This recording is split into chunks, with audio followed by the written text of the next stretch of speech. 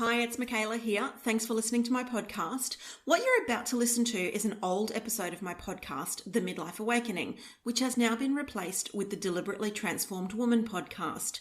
You'll still find some golden takeaways in these old episodes, but if you're the type of person who wants to discover and let go of the things that are holding you back in life by busting through fear and procrastination, overcoming imposter syndrome, and stepping into a life that is fulfilling, courageous, and intentional, then my new podcast episodes, starting from episode 21, are the ones you're looking for.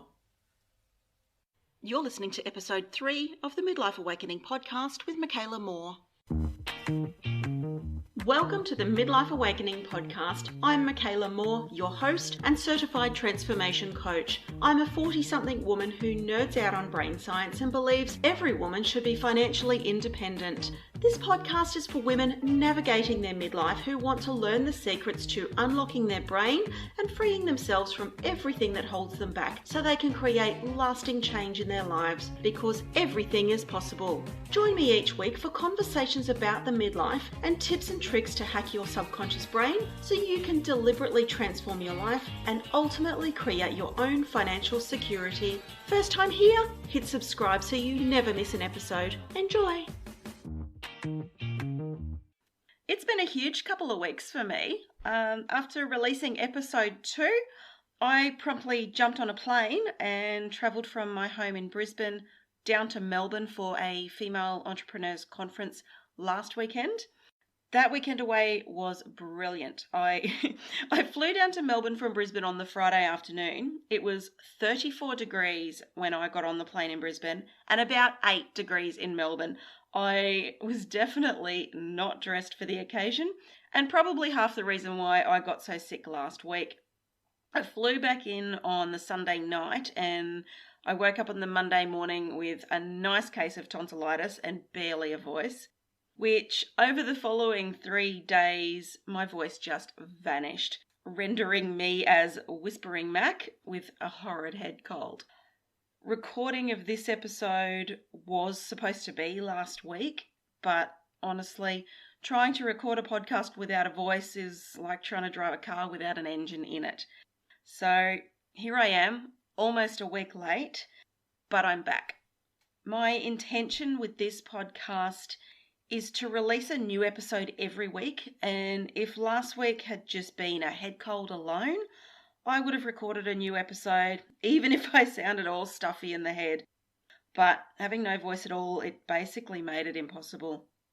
I was talking to my podcast mentor, Carly, last night, and she said that everyone goes through this. It's like a rite of passage, that the moment you put yourself or your voice out there, it's taken from you like some sort of test. My family and I, we also went away for this weekend just gone in our new caravan for some much needed rest. And I thought I'd record an episode and get some work done while we were gone. But we just had such a wonderful, relaxing family weekend that it just didn't happen. But anyway, I'm here. But back to my Melbourne weekend away. So the conference I went to was Grace Lever's Doers Inner Circle Weekend Away with 300 other business women who were all there to improve and find new ways to operate their business and to connect with other like-minded female entrepreneurs. Being immersed in the energy of the 300-strong room, 300 female business owners all striving for success, kicking ass in the world, owning their awesome, and impacting and creating amazing lives. Well, it was really motivating. I couldn't help but be swept up in the energy of it, and I came home with so many ideas and plans. It was really good. I connected with so many women there and, friends new and old. I caught up with my friend Leanne, who I've known for about 35 years, since we were about 12 years old. She lives in Melbourne and she came and stayed in my hotel with me on the Saturday night, and we just laughed all night. It was just so nice. I know she'll be listening to this, so Leanne, thanks so much for helping fill my cup over the weekend. It was just lovely. I had 2 whole days of mingling and learning amongst so many inspiring women in business. It was encouraging to see so many women taking brave steps in their life, sharing their gifts, and changing so many other people's lives. And their businesses were so varied. On the first morning, we were asked to write down a recent win we'd had in our business, and we had to hand them in. At the end of the second day, they read out about 30 of them from approximately 300 women, and they had their top 5 who won a prize. Well, I didn't actually win a top 5 prize, but I did get a mention in the top 30, and I was so surprised and thrilled, and dare I say, a little bit proud of my efforts. I was in really good company. There were some women earning over $1 million a year, and there was a couple there earning more than $2 million a year. So for me, being recognized for launching a podcast and getting rave reviews in my first 2 weeks, among all these other wonderful women doing truly amazing things, I realized that maybe, just maybe, launching a podcast was actually a big deal. I mean, I know it took a bit of guts, and I had to overcome my fear of being heard and judged, and I needed to learn all the tech stuff that I didn't know before this. But until last weekend, I still hadn't realized what a big deal it was. I've had loads of people message me and sending me feedback and leaving reviews on the podcast, and it's truly humbled me. And what I'm finding as a consistent theme throughout many of the comments is other women saying that they admired what I was doing. There were a few moments over the last few weeks where I'd been coming to this realization, but that moment of being acknowledged amongst those 300 amazingly successful women was probably the moment where I realized this.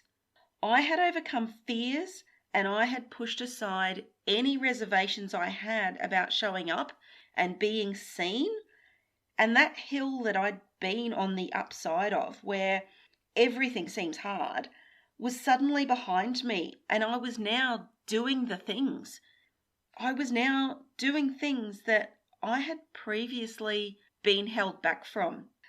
I had done something amazing and come through all the fear and self-doubt and my struggles with self-worth to the point where I wasn't even thinking about those issues anymore.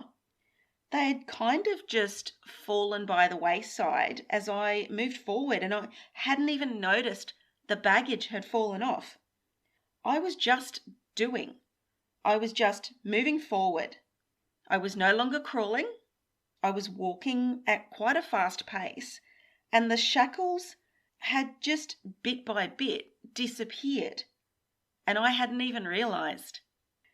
That moment right there in that room of 300 women, having my achievement recognized, was one of those pivotal moments that I think I'll remember for years to come. I had reached a new level in my life, and I couldn't have been prouder in that moment. I attended this same conference almost 2 years ago, and I was not very present. I was suffering anxiety. I was keeping myself invisible. I was far too self-conscious.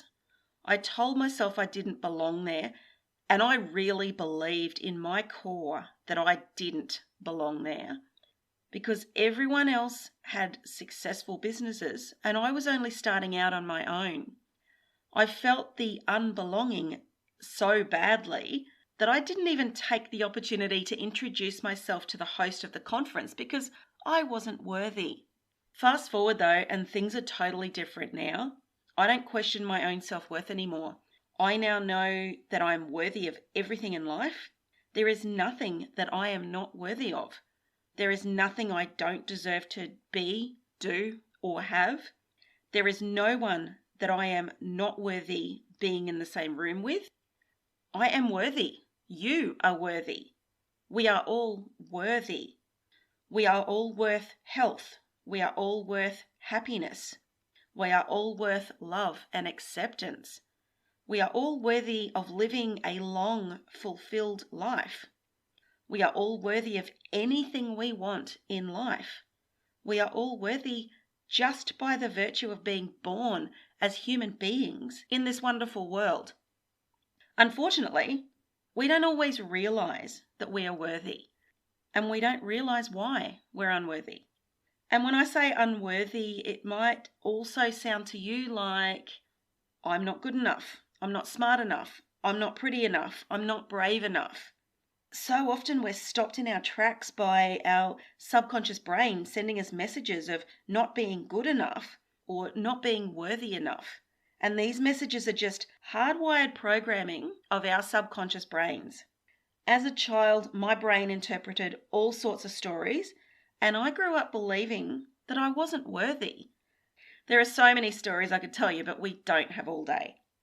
While we all grow up with different life circumstances and different views or perspectives of things in life, something that is so common is people having these limiting beliefs, which are just holding them back in life. Things like, I'm not enough, I'm not good enough, I'm not smart enough, I'm not pretty enough, brave enough, etc. We just believe that we are not enough. Or there's, I'm not worthy, which ties into the I'm not enough belief. If we feel we're not good enough for something, we're telling ourselves that we're not worthy of it. Thirdly, we care about what other people think of us. We fear and we worry about judgment, and it holds us back from doing things that we want to do or in the way that we want to do them. We intrinsically fear rejection. As humans, we are born needing others. We're hardwired for connection, to love, to bond, to be accepted into our family tribe. To have something threaten that connection and acceptance is almost beyond cognition, and our subconscious brain's job is to protect us at all costs. So it keeps us safe from the hurt, the pain, the vulnerability, humiliation, conflict, and so on, because to our subconscious brain, those things all go against being accepted by our tribe. Our brain thinks that if we don't conform to the norm, we can't be accepted and therefore will be rejected, which to our brain would be the worst kind of death. We make everything personal in life. We react or respond to other people's actions from a place of self, making everything about us. We make up stories about situations and people which are not true, but we let them dictate our reactions, our thoughts, our feelings, and our emotions. We tell ourselves that things are too hard, and we leave it at that. We forget that humans can do hard things. Basically, if someone else has done something in life, then there is no real reason other than your beliefs and your mindset stopping you from doing it too. We do not take responsibility for our thoughts, feelings, actions, or results. So many people expect other people to make them happy when the only person who is responsible for your happiness, success, or whatever is you. You are 100% responsible for everything in your life. And lastly, we often feel that we don't belong because we are letting all of the above dictate our thoughts, feelings, and actions. In her book, Braving the Wilderness, Brené Brown talks about true belonging, and she refers to a Maya Angelou quote, which is, "You are only free when you realize you belong no place. You belong every place, no place at all. The price is high, but the reward is great." Even after Brené unpacked that quote, for the longest time, I didn't get that concept.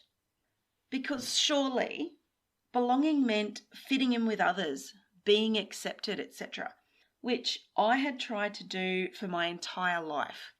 Growing up, I never felt like I belonged because I was always the new kid at school. I was always the odd one out. 3 or 4-year-old me didn't even belong in my own family anymore because I was the odd one out after my brother and sister were born, and they turned up already belonging to their own little club of 2, which I spent my whole childhood trying to get into. I had created stories in my subconscious brain that I didn't belong. So anywhere I went, I didn't fit in because my subconscious brain told me that I didn't fit in. But it's only over the last year or two in uncovering all of my stories that I've begun to shed the story of what I call the unbelonging. I did a blog post about this a while ago on the cycle of unbelonging and how I became my own self-fulfilling prophecy. I actually started a series of blog posts called Stories from the Subconscious, where I wrote about some of the stories that have been residing in my subconscious for most of my life. And I described how I unraveled them and how once I called them out and called myself out on the BS, the power that these stories had over me diminished. It's these sort of things that I want to delve into in this podcast. There's so many rabbit holes to go down, but I just want to get back to Brené Brown's theory on belonging. So she was also quite perplexed by Maya Angelou's quote about belonging everywhere and nowhere. So being the research professor that she is, she conducted a ton of research on it. This was Brené's original definition of belonging. Belonging is the innate human desire to be part of something larger than us. Because this yearning is so primal, we often try to acquire it by fitting in and by seeking approval, which are not only hollow substitutes for belonging, but often barriers to it. Because true belonging only happens when we present our authentic, imperfect selves to the world. Our sense of belonging can never be greater than our level of self-acceptance. But as Brené went on to say, she found that there's much more to belonging than just this, which was her original definition. After further research, she crafted a whole new definition of true belonging. And it's this. True belonging is the spiritual practice of believing in and belonging to yourself so deeply that you can share your most authentic self with the world and find sacredness in both being a part of something and standing alone in the wilderness. True belonging doesn't require you to change who you are. It requires you to be who you are. Now, personally, I struggled with that because I had issues in knowing who my true, authentic self was. I mean, when I took away the need to be liked and to feel like I belonged, the fear of judgment, the fear of rejection, the fear of criticism, and my intrinsic need to prove that I was someone worthy, what was left? I did and said all the things that I thought I should. I presented myself in the best possible way I knew how in order to fit in, to conform, and to not stand out, but to be accepted. I was diplomatic in my opinions, often choosing the most popular opinion, only to later question which thoughts were actually mine. It's taken me a couple of years of deep work to get to this point, stripping out all of the bullshit, getting down to my core values, discovering what parts of my life were just stories in my subconscious brain, actively taking responsibility for everything in my life, choosing my thoughts with intention, and abandoning my fear of judgment or criticism. All these things were holding me back from creating and living the life I was dreaming of. But I am here before you, sharing my vulnerabilities, my thoughts, my fears, my true authentic self. And while I didn't know who that true authentic self was for many, many years, I feel like the 40s is a decade where women really start to shine. We start to own our crap. We stop taking so much crap from others. We have a confidence that we didn't know existed in our 20s or 30s. We are realizing that life is short and valuable and ours for the taking. We start accepting ourselves for who we are, but at the same time recognizing that there is still so much more to discover and uncover about ourselves. So while we get busy doing that, we accept the skin we're in and we show up for life with true courage, warts and all. I am still a work in progress and I'm still learning exactly who I am, but that's okay because one thing I have learned is self-development is my thing and I will be a work in progress till the day I die. Along the way, I was told a few key things, some of which sunk in straight away. Others I had some resistance to, and they took a while to sink in. Number one, what other people think of me is none of my business. This one was huge for me. Of course it was my business. I needed to know everything everyone thought of me. Naturally, now that I totally get this concept, I really don't want to know what people really think of me. Otherwise, it'd absolutely cripple me in my attempts to do exactly what I want with my one great life. Number two, people are going to judge you no matter what you do. Yep, this one is true and it ties in with number one.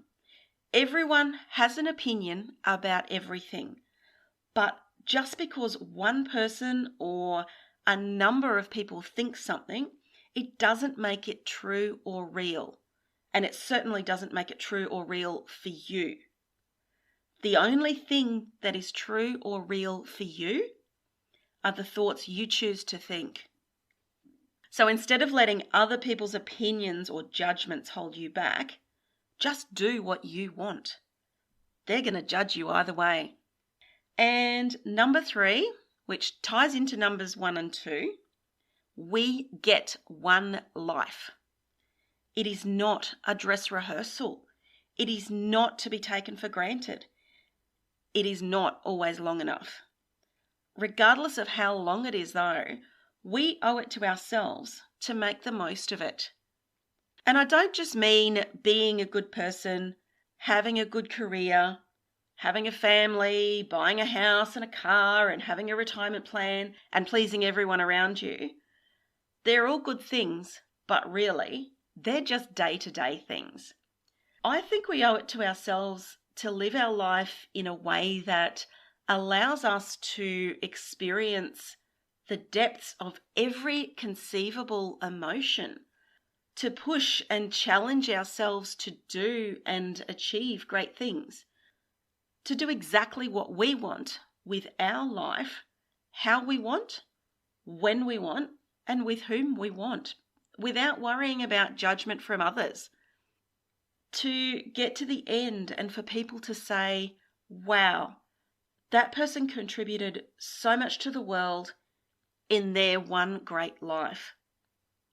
We are here to evolve, grow, and specifically to serve.